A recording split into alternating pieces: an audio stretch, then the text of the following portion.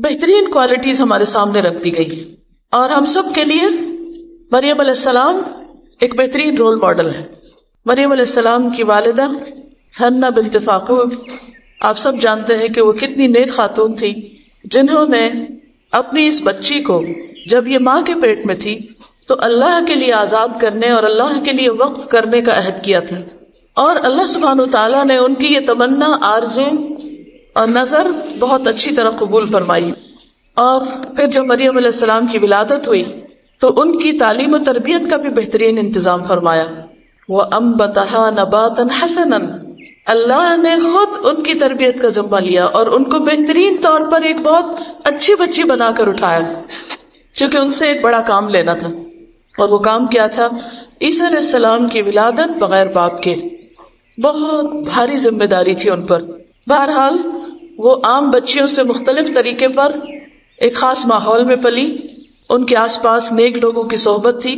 زکریا علیہ السلام ان کے کفیل تھے، وہ ان کے ضروریات یعنی دنیاوی یا مادی ضروریات پوری کرنے کے ذمہ دار تھے، لیکن اس کے باوجود اللہ سبحانہ وتعالیٰ نے ان کے لیے بہترین رزق کا انتظام کیا۔ آج کی گفتگو خاص طور پر اس ایک آیت کے حوالے سے کروں گی، وَمَرْيَمَ ابْنَتَ عِمْرَانَ، اور مریم جو عمران کی بیٹی تھی، ان کی خاص خوبی کیا تھی؟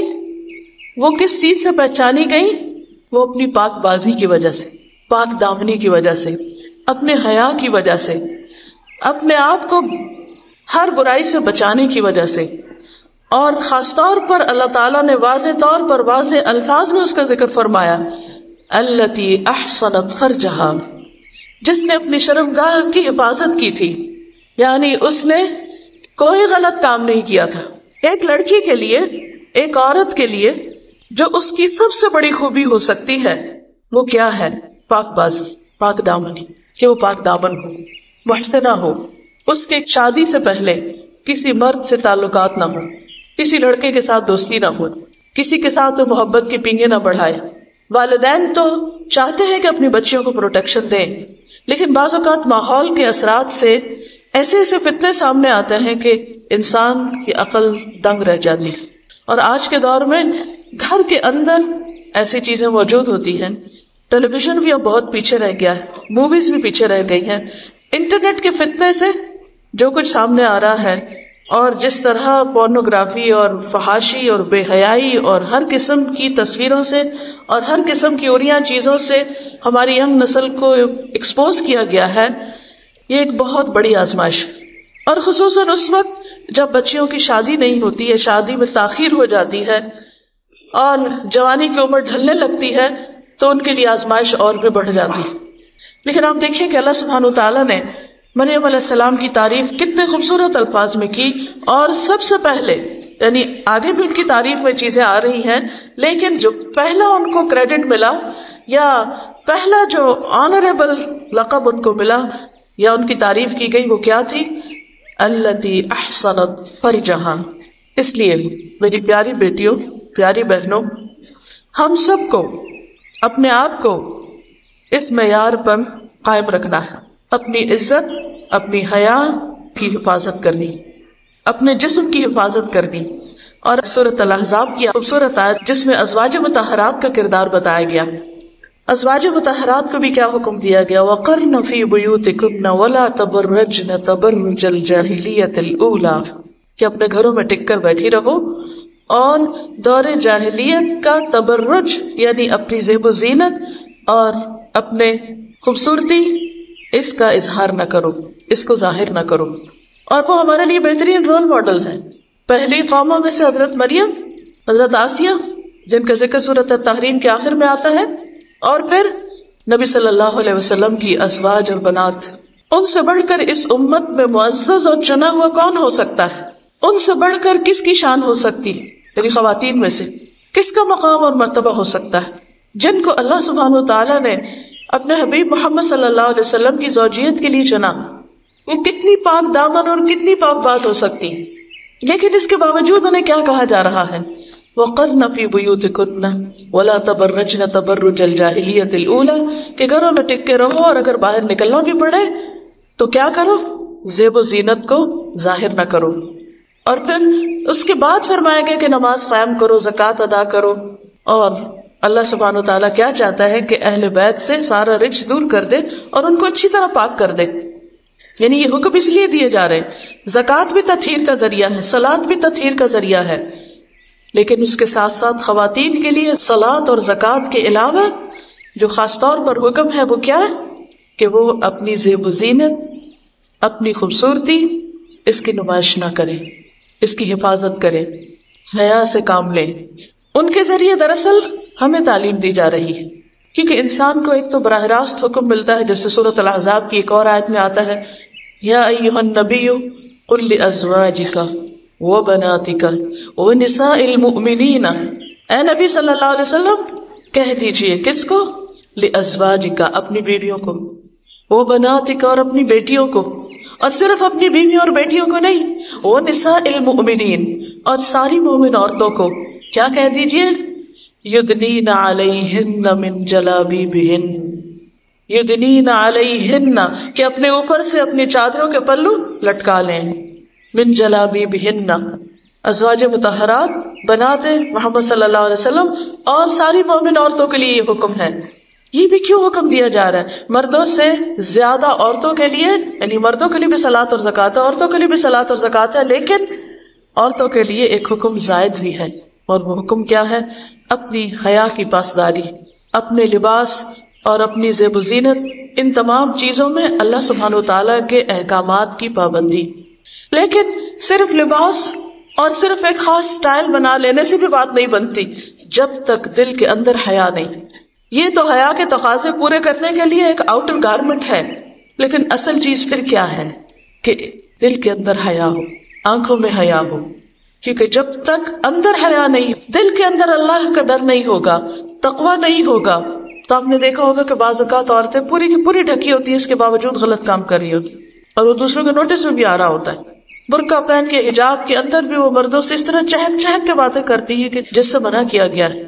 تو ضرورت اس بات کی ہے کہ ہم ایمان کے تقاضوں کو پورا کریں. ایمان کی 70 سے اوپر کچھ شاخیں ہیں، جن میں سے ایک شاخ حیا ہے.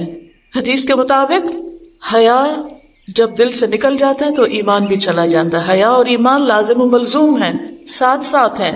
اگر حیا ہے تو ایمان ہے، ایمان ہے تو حیا بھی ہوگا. لیکن اگر حیا رخصت ہو گیا تو ایمان بھی رخصت ہو گیا.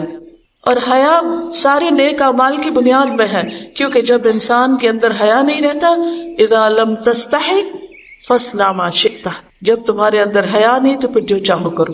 تو حیا انسان کو خوبصورت بناتا ہے، حیا انسان کو نیکی پر اکساتا ہے، حیا انسان کو بری عادات، برے اخلاق، برے معاملات اور برے کاموں سے روکتا ہے. وہ ایک نفسی حالت ہے، یعنی انسان کے اندر کی ایک ایسی کیفیت ہے، وہ اندر کا ایک ایسا احساس ہے کہ جو انسان کو مجبور کرتا ہے کہ وہ اپنی زبان، اپنے ہاتھ، اپنی نگاہوں، اپنے کانوں، اپنے قدموں سے کوئی غلط کام نہ کرے، روک لیتا ہے، کھینچ لیتا ہے. یعنی حیا برائیوں، برے اخلاق اور برے کردار کے لیے ایک رکاوٹ بن جاتا ہے، ایک آڑ بن جاتا ہے، اور اس طرح انسان کو خوبصورتی دیتا ہے. حیا کا لفظ بھی آپ دیکھیے تو حیات سے ہے، حیات کہتے ہیں زندگی کو. تو یہ کس کی زندگی ہے؟ حیات القلب ہے، دل کی زندگی ہے. کیونکہ اگر حیا ختم ہو جائے، مر جائے، نکل جائے تو پھر انسان کا دل بے حس ہو جاتا ہے. پھر انسان ہر طرح کی برائیاں کرنے لگتا ہے، اور وہ برائیاں اس کے دل کو سخت کر دیتی ہیں. پھر انسان گناہ کرتا ہے اور اس کا احساس بھی نہیں رہتا. آپ نے دیکھا ہوگا کہ جن لوگوں نے ایک بڑی عمر میں جا کر اپنے آپ کو ڈھانکنا شروع کیا، حجاب وغیرہ کیا، تو اگر وہ اپنا پاس دیکھے تو بہت سے لوگوں نے اپنا تجربہ مجھے یہ بتایا ہے کہ ان کا کہنا یہ ہے کہ ہمیں تو کبھی احساس بھی نہیں ہوا تھا کہ ہم غلط کر رہے ہیں. حالانکہ اللہ تعالیٰ نے انسان کی فطرت میں حیا رکھی ہے. چھوٹے سے بچوں کو بھی آپ دیکھیں کہ اگر ان کے نکر ذرا نیچے ہونے لگے تو کھینچنے لگتے ہیں. بعض بچے سوتے ہوئے بھی اپنے کپڑے ٹھیک کر رہے ہوتے ہیں، شرم آتی ہے ان کو. چھوٹے چھوٹے بچے آپ نے دیکھا ہوگا کہ کس طرح وہ لوگوں کے آگے آنے سے شرماتے ہیں، اپنا منہ ڈھانک لیتے ہیں، اپنے منہ اپنے ماں کے گودی میں چھپانے لگتے ہیں.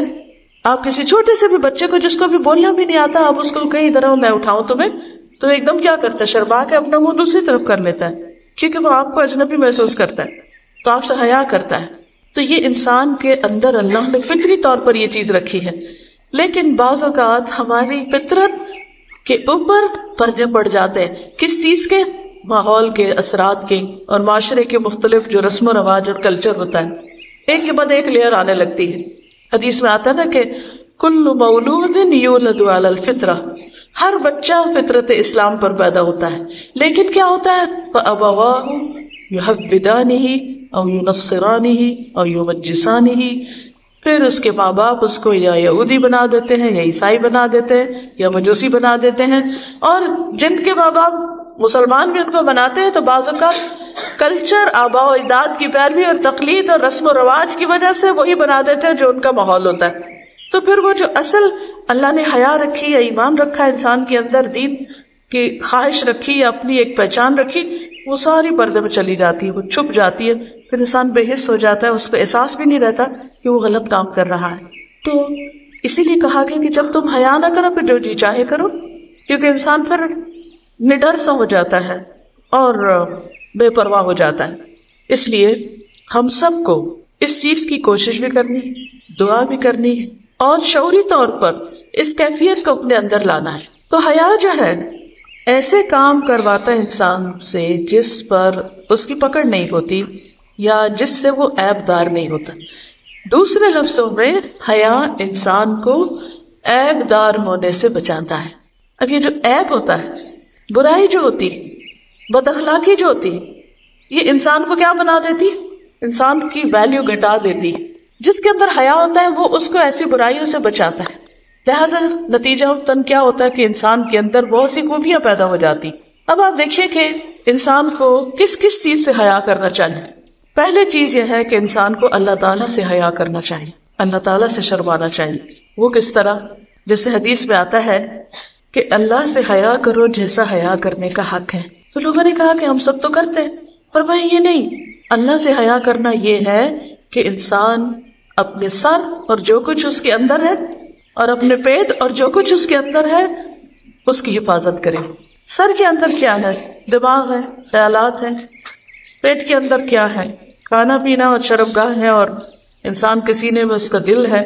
تو گویا دل میں جو خیالات آتے ہیں، پیٹ میں جو لقمہ لے کے جاتا ہے، اور انسان کے جو ازدواجی تعلقات ہیں یا انسان کے جو مرد اور عورت کے تعلقات ہیں، ان کے اندر بھی ایک حیا ہو، اور یہ حیا اللہ تعالیٰ سے ہو. اب ہم کیا سوچ رہے ہیں اس وقت؟ آپ کیا سوچ رہے ہیں بیٹھ کے؟ کوئی نہیں جانتا. کون جانتا ہے؟ صرف اور صرف اللہ جانتا ہے. ہمارے دل میں کیا کیا خواہشات ہیں، کیسے کیسے خیالات ہیں. اس میں ایمان کی حرارت ہے یا نفاق کا اندھیرا ہے؟ اس میں کسی کے لیے حسد ہے یا حقد ہے یا غل ہے یا نفرت ہے، بغض ہے؟ کسی کو نہیں پتا، اللہ کو پتا ہے. اب ہم اپنے دل میں یہ چیزیں نہ رکھیں، یہ کیسے ممکن ہے؟ کب یہ ہو سکتا ہے؟ صرف اس وقت جب ہم اللہ سے حیا کرتے ہیں. دیکھیے کہ جب کسی نے آنا ہوتا ہے تو ہم ہر چیز صاف کرتے ہیں نا، گھر صاف کرتے ہیں نا. نہیں، ہم ہر گندی چیز کو یا ڈھانک دیتے ہیں یا صاف کر دیتے ہیں یا چھپا دیتے ہیں، اس میں کپڑا ڈال دیتے ہیں. کیوں؟ کہ مہمان آ رہے ہیں، فلاں آ رہا ہے، وہ کیا کہے گا، کیا انہوں نے گھر کو کپڑ خانہ بنا رکھا ہے. اور جب کوئی جتنا اسپیشل آتا ہے اس کے لیے ہم اتنا اسپیشل پریپیئر کرتے ہیں اس کو کہ وہ دیکھے گا کہ کیا کہے گا. بندہ مومن بندوں سے زیادہ اپنے رب کے بارے میں سوچتا ہے کہ میرا رب میرا دل دیکھتا ہے، میری سوچوں سے واقف ہے، میں کیا کر رہا ہوں تنہائی میں، لوگوں سے چھپا کر. کسی کو نہیں پتا، اس کو پتا ہے، اس کو پتا ہے. مجھے یہ نہیں سوچنا. شیطان تو چاہتا ہے وسوسے ڈالے، لیکن جس دل کے اندر حیا ہوتا ہے، ایمان ہوتا ہے، وہاں شیطان کا تیر آ کے لگتا ہے وسوسے کا تو وہ ایمان کی حرارت اس کو جلا دیتی. اذا مسهم طائف من الشیطان تذکروا، فوراً ان کو ہوش آ جاتی. فاذا هم مبصرون، وہ دیکھنے لگتے ہیں کہ اوہ یہ کیا ہوا، یہ کیا چیز آ کے لگی. یعنی شیطان کا وسوسہ جو برا برا خیال ڈالتا ہے، چاہے وہ کسی انسان کے بارے میں ہو، چاہے کوئی بے حیائی کا خیال ہو، چاہے کوئی بری چیز ہو جس کے بارے میں ہمیں نہیں سوچنا چاہیے. ہم جب کچھ دیکھتے ہیں غلط، چاہے وہ ٹیلی ویژن پہ ہو یا کمپیوٹر کی اسکرین پہ یا فیس بک پہ یا کہیں پر بھی کسی بھی بری ویب سائٹ پہ، اماں ابا سو رہے ہیں، بہن بھائی بھی سو رہے ہیں، ہم اکیلے ہیں، ہمارے موبائل پہ ہے سب کچھ، ہم دیکھ رہے ہیں. کون دیکھتا ہے اس وقت؟ ہمیں کون دیکھ رہا ہے اس وقت؟ اللہ تعالیٰ. اگر حیا ہوگا، ایمان ہوگا تو فوراً انسان ڈر جائے گا. انسان سوچے گا اللہ تعالیٰ کیا کہیں گے کہ اس نے اپنے دل کو کیسے کباڑ خانہ بنا رکھا ہے، اس کی نگاہیں کیا دیکھ رہی ہیں، میوزک سنتے وقت کیا خیال آئے گا، کسی کو نہیں پتا ہم کیا سن رہے ہیں. ہو سکتا ہے اماں کو دھوکہ دے رہے ہوں کہ ہم تلاوت سن رہے ہیں، لیکن ایک بٹن بدلنے کی دیر ہوتی ہے نا، اسی گیجٹ سے ادھر سے ادھر، اوپر سے نیچے کسی اور چیز پہ کلک کر دے، کسی کو نہیں پتا، کوئی نہیں دیکھتا. اور اب تو اتنے چھوٹے چھوٹے وہ کانوں میں ڈالنے والے ہوتے ہیں کہ ہم لوگوں کے بیچ میں بیٹھ کے بھی چھپا کے سب کچھ سن سکتے ہیں. کوئی نہیں دیکھ سکتا، کوئی نہیں جانتا. کون دیکھتا ہے، کون سنتا ہے، کون جانتا ہے؟ کون ہے السمیع العلیم؟ کون؟ اللہ. جب تک اس سے حیا نہ کریں گے، جب تک اس سے نہیں ڈریں گے، جب تک اس سے نہیں شرمائیں گے کہ وہ کیا کہے گا کہ یہ لڑکی کیا کر رہی ہے، اللہ تعالیٰ میرے بارے میں کیا سوچے گا، مجھے اس کے سامنے جا کے کھڑے ہونا ہے، اس نے میرا حساب لینا ہے، اس نے مجھ سے پوچھنا ہے. میں بھلا کسی نان محرم سے چھپ کے کہاں سے باتیں کر سکتی؟ میں گندی گندی باتیں نہیں کر سکتی، میں اپنی زبان سے ایسی کوئی بات نہیں نکال سکتی، میں کسی لڑکے سے دوستی نہیں کر سکتی. کیوں؟ اس لیے کہ میرا رب مجھے دیکھ رہا ہے، اس کو پتہ چل جائے گا. میں کہاں چھپ کے ملوں کسی سے؟ کہیں نہیں چھپ سکتی. وہ دیکھتا ہے، ہر جگہ وہ دیکھتا ہے. عالم الغیب والشہادہ، سامنے بھی، حاضر بھی اور چھپے ہوئے بھی، سب کچھ اس کا نظر آتا ہے. رات کے اندھیروں میں بھی دیکھتا ہے جب کوئی نہیں دیکھتا ہمیں، زمین کے اوپر بھی دیکھتا ہے، پانی کے اندر تہوں میں بھی دیکھتا ہے، زمین کے اندر بھی دیکھتا ہے، اور زمین کی گیلی مٹی اور جو اس کے نیچے وہ بھی سب اس کو پتا ہے وہاں کیا کیا ہے، ہمیں نہیں پتا. تو سب سے پہلے ہمیں کس سے حیا کرنا ہے؟ اللہ تعالیٰ سے. اور اس سے حیا کی وجہ سے اپنی آنکھوں کی حفاظت کرنی ہے. نان محرم کو نہیں دیکھنا، کیونکہ صرف مردوں کے لیے نہیں حکم، عورتوں کے لیے بھی ہے نا. کیا فرمایا اللہ تعالیٰ نے سورۃ النور میں؟ وَقُلْ لِلْمُؤْمِنَاتِ يَغْضُضْنَ مِنْ أَبْصَارِهِنَّ وَيَحْفَظْنَ فُرُوجَهُنَّ وَلَا يُبْدِينَ زِينَتَهُنَّ إِلَّا مَا ظَهَرَ مِنْهَا. اور آیت آگے تک کیا مطلب ہے؟ مومن عورتوں سے کہہ دیجئے وَقُلْ لِلْمُؤْمِنَاتِ، ہم ہیں نا مومنات، ہے نا، الحمدللہ اللہ نے ایمان کی دولت دی ہے، سب سے بڑی دولت جو دنیا میں کسی کو ملے. کیا کریں وہ؟ یغضضن من ابصارہن، نگاہیں جھکا کے رکھی. کس چیز سے؟ جن چیزوں سے اللہ نے دیکھنے سے منع کیا.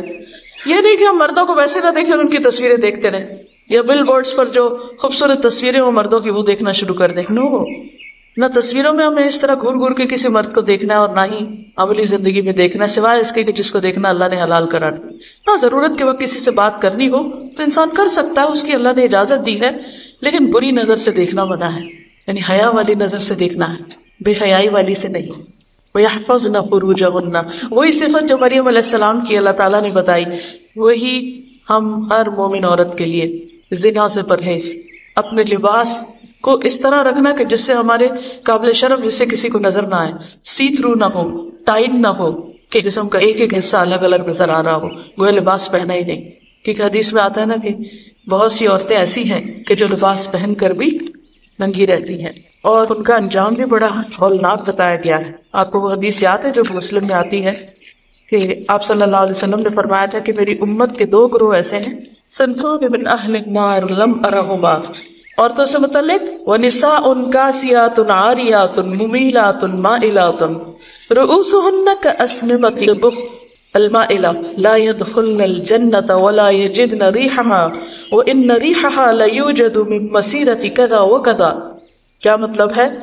وہ عورتیں جو لباس پہنے ہوں گی مگر پھر بھی برہنہ معلوم ہوگی، لباس پہن کر بھی ننگی دکھیں گی، دوسروں کو اپنی طرف مائل کریں گی، اٹریکٹ کریں گی اپنے لباس کے ذریعے.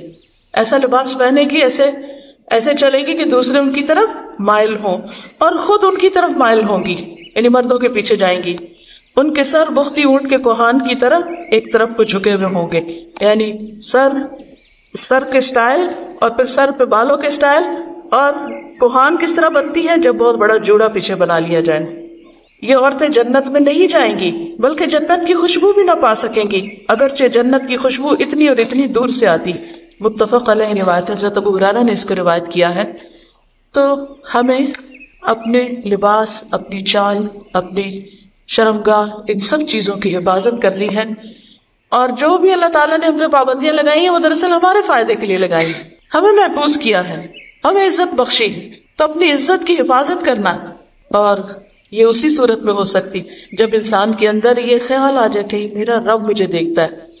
اللہ مجھے دیکھ رہا، میرا شوہر نہیں دیکھ رہا، میرا بھائی نہیں دیکھ رہا، میرا باپ نہیں دیکھ رہا، میری ماں نہیں دیکھ رہی، میرے اور کسی کو نہیں پتا، لیکن میرا رب ہر جگہ دیکھ رہا ہے، میں کہاں چھپ سکتی ہوں؟ کہیں بھی نہیں چھپ سکتی۔ پھر آپ دیکھیے ملائکہ سے حیا، ملائکہ سے حیا کیا ہوتا ہے کہ انسان تنہائی میں بھی ننگا ہو کے نہیں بیٹھتا، کیونکہ انسان اگر اپنے جسم کے بھی قابل شرم حصوں کو بار بار دیکھے، یعنی ایک تو نا ضرورت نہاتے وقت انسان نہا رہا ٹھیک ہے، لیکن اپنے جسم کو بھی شیشے میں دیکھنا یا اس کے ساتھ کھیلنا یہ بھی درست نہیں، کیونکہ جب انسان لباس اتارتا ہے تو فرشتے اس سے پرے ہٹ جاتے ہیں، وہ حفاظت میں نہیں رہتا، پھر پروٹیکشن سے باہر آ جاتا ہے، پھر شیطان قریب آ جاتا ہے اور انسان کے اندر بے حیائی کے خیالات ڈالتا ہے، اس لیے اس سے بھی بچنا چاہیے۔ پھر اسی طرح لوگوں سے حیا، لوگوں سے حیا کیا ہے کہ انسان صرف یہ نہیں کہ ان کے ڈر سے کوئی کام چھوڑ دے، بلکہ ان کے ساتھ ایسا معاملہ نہ کرے، ایسی گفتگو نہ کرے، ایسی بات نہ کرے کہ جو بدتمیزی اور بد اخلاقی میں آتی ہے۔ آج کل آپ دیکھیے کہ ایک بہت بڑا ٹرینڈ ہو گیا کہ ہم نے بچوں کو بہت آزاد چھوڑ دیا ہے کہ وہ جس سے بھی چاہے بدتمیزی سے بات کرے، اور ہم کہتے ہیں بہت کانفیڈنٹ ہیں، بہت آؤٹ اسپوکن ہیں، بہت یہ اب ماڈرن دور کے بچے ہیں، یہ جیسے بھی چاہیں بڑوں کا مذاق اڑائیں۔ نہیں، اس کی اجازت نہیں دی جا سکتی۔ بچوں کو حد الوسع بچپن سے ہی بڑوں کا ادب، احترام اور تمیز سکھانی چاہیے۔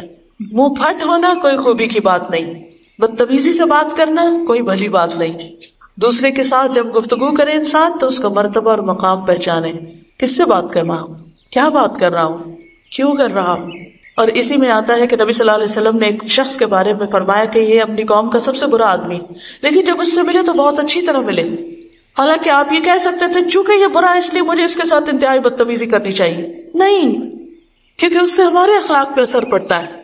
کوئی جیسا بھی ہے وہ اس کا معاملہ ہے، اس کا مسئلہ ہے، لیکن ہمیں کیسا ہونا چاہیے؟ باحیا ہونا چاہیے۔ ایسی بات نہیں کرنی چاہیے، چیخ چلا کے بات کرنا، بے دھڑک ہو کے دوسرے کا مذاق اڑانا، دوسرے کے ساتھ بدتمیزی کرنا، نہیں، ایسا نہیں، احترام سے بات کرنا۔ پھر یہ ہے کہ انسان اپنے نفس سے بھی حیا کرے، اپنے دل میں خود سے بھی خود بری باتیں نہ کرے، بلکہ ایسے خیالات کو جھٹک دے اور اس کی بجائے اچھے خیالات اپنے دل میں جنم دے، کیونکہ جیسی سوچ ہوتی ہے پھر وہی باتیں ہوتی ہے، ویسی گفتگو ہونے لگتی ہے، جیسی گفتگو ہوتی ہے پھر وہی ہمارے ایکشنز بننے لگتے ہیں۔ تو خود سے بھی حیا کرنا ضروری ہے۔ پھر انسان اپنے کاموں میں بھی، یعنی اپنی چال میں، اپنے رکھ رکھاؤ میں، اٹھنے بیٹھنے میں، اپنے گھر میں، اپنے کام کی جگہ پر، اسکول جاتے تو اسکول میں، گلی، سڑک، بازار، گاڑی، ڈرائیور کے ساتھ معاملہ کر رہے ہیں، کسی کے ساتھ بھی معاملہ کر رہے ہیں، ہر ایک میں ایک حیا۔ پھر اسی طرح انسان کے اوپر جب خوشی کا وقت آئے تو یہ نہ کہے تو زندگی میں ایک دفعہ آیا۔ بہت سے لوگ، بہت لڑکیوں کو دیکھا ہے کہ جب شادی کا موقع ہوتا ہے تو اس وقت سب حیا کی حدیں پار ہو جاتی ہیں، اور کبھی مووی میکرز آ جاتے ہیں، کبھی غیر محرم رشتہ دار آ جاتے ہیں، اور لڑکیاں بالکل پتلے کپڑے پہن کے، پورا میک اپ کر کے، زیور کر کے، سب کے لیے نمونہ نمائش بن کے بیٹھ جاتے ہیں۔ یہ حیا کے خلاف ہے، یہ مطلوب نہیں ہے۔ وَلَا تَبَرَّجْنَ تَبَرُّجَ الْجَاهِلِيَّةِ الْأُولَىٰ میں آتا ہے۔ پھر اسی طرح یہ ہے کہ غم کے وقت بھی حیا، یعنی خوشی کے وقت بھی اور غم کے وقت۔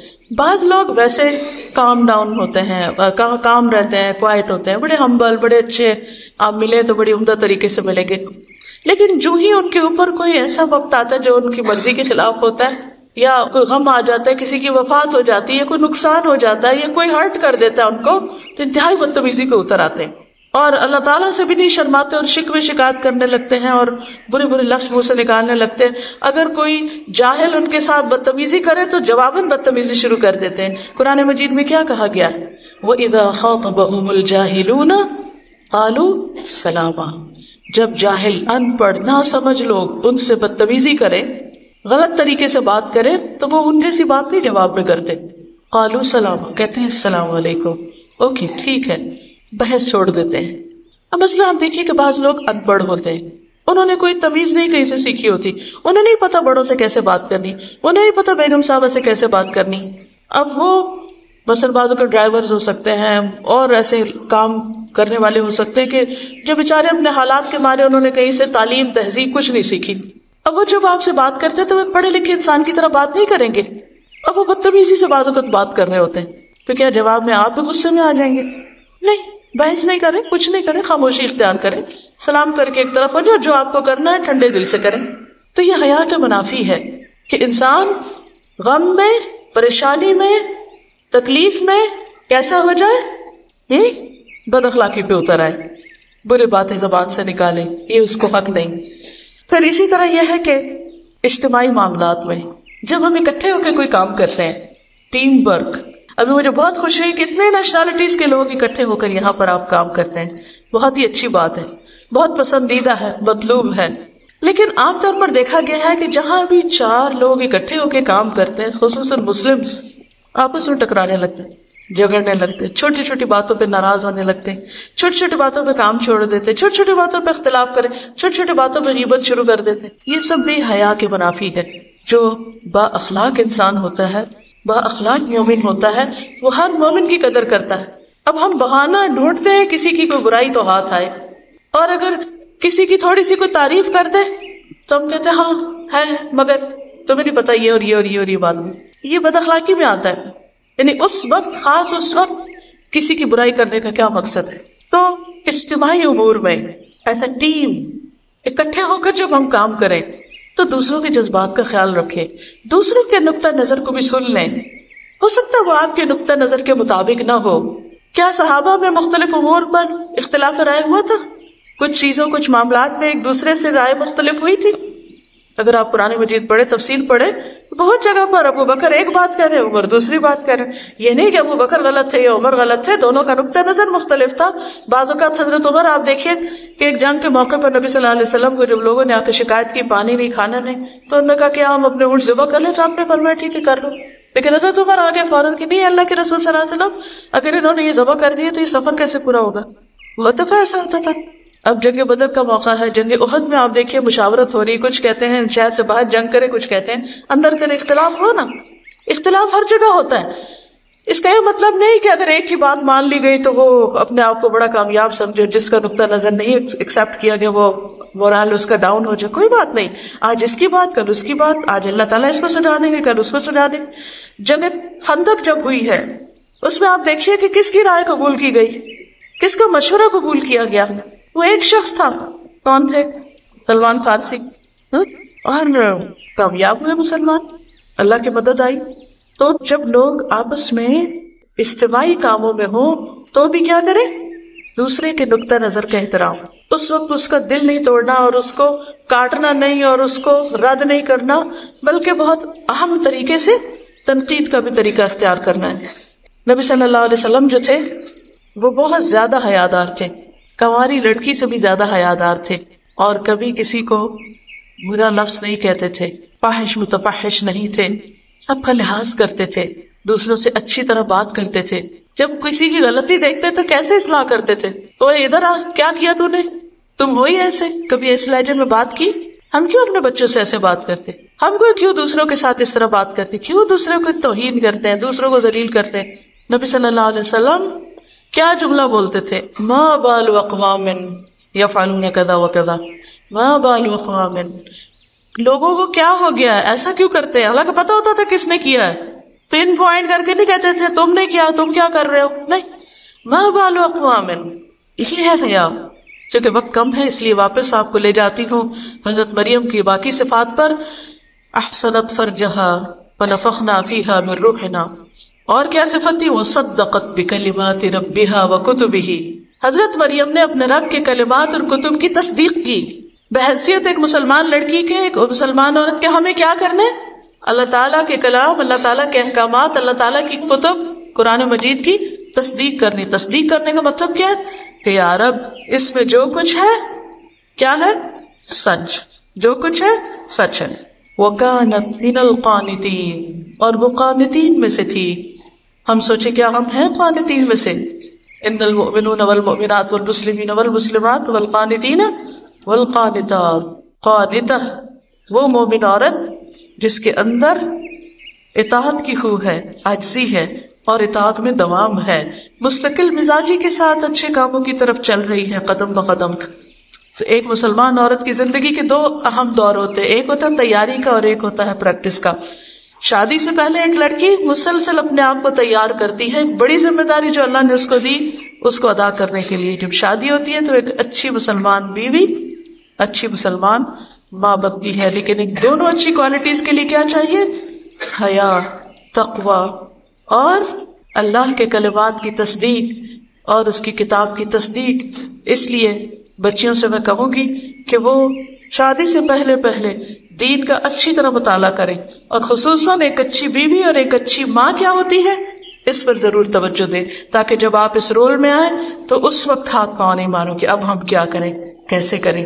ہم اپنے بچوں کو دنیا بھر کے ہنر سکھاتے رہتے ہیں، لیکن جو کام انہیں کرنا ہی کرنا ہے اس کی طرف توجہ نہیں دیتے۔